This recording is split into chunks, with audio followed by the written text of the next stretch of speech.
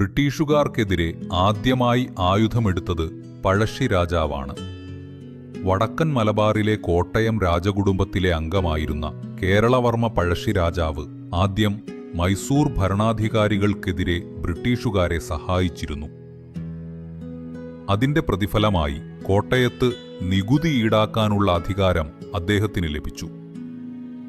എന്നാൽ ശ്രീരംഗപട്ടണം ഉടമ്പടിയിലൂടെ മൈസൂർ ബ്രിട്ടീഷുകാർക്കു കീഴടങ്ങിയതോടെ സ്ഥിതി മാറി. ബ്രിട്ടീഷുകാർ കോട്ടയത്തിന്റെ നികുതി ഈടാക്കാനുള്ള അധികാരം പഴശ്ശി രാജാവിന്റെ മുത്തച്ഛനായ കുരുമ്പ്രനാട് രാജാവ് വീരവർമ്മയ്ക്ക് നൽകി. ഈ അനീതി നേരിട്ട് പഴശ്ശി രാജാവ് ജനങ്ങളോട് പുതിയ ഭരണാധികാരികൾക്ക് നികുതി നൽകാതിരിക്കണമെന്ന് ആഹ്വാനം ചെയ്തു.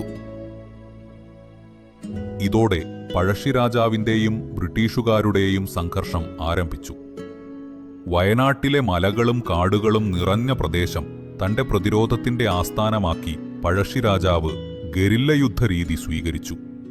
തലപ്പള്ളി ചന്തു, എടച്ചേന കുങ്കൻ, കായിത്തേരി അമ്പു, കണ്ണാവത്ത് ശങ്കരൻ, പള്ളൂർ എമ്മൻ തുടങ്ങിയ ധീരനായകരുടെ പിന്തുണയോടെ പഴശ്ശി രാജാവ് ശക്തമായ പ്രതിരോധം സൃഷ്ടിച്ചു.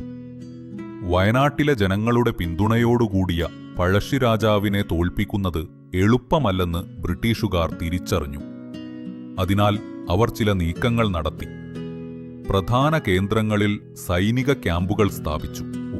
വയനാട്ടിലേക്കുള്ള അരിയുടെ വിതരണം തടഞ്ഞു. പഴശ്ശി രാജാവിനെയും അദ്ദേഹത്തിന്റെ കൂട്ടരെയും പിടികൂടുന്നവർക്ക് പാരിതോഷികം പ്രഖ്യാപിച്ചു. എന്നിരുന്നാലും പഴശ്ശി രാജാവിന്റെ പ്രതിരോധം തകർത്തെടുക്കാൻ ബ്രിട്ടീഷുകാർക്ക് കഴിയാതെ പോയി.